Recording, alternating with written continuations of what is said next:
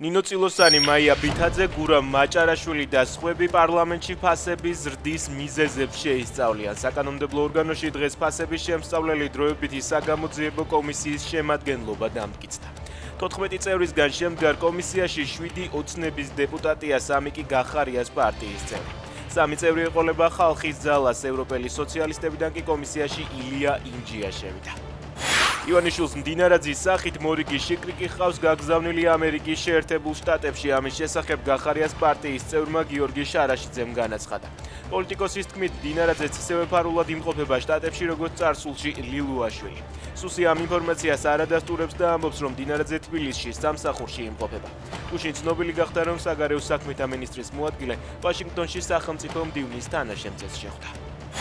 საგამოძიებო მოქმედებები და ჩხრეკა ვაგონს არემონტო ქარხანაში პროკურატურამ დიდი ოდენობით ფულადი თანხის მართლსაწინააღმდეგო მითვისებისა და გაფლანგვის ფაქტზე გამოძიება დაიწყო. ქარხნის 50%-იან წილს თბილისის მერია ფლობს, კომპანიას მეტროს ვაგონების შეკეთება ევალება.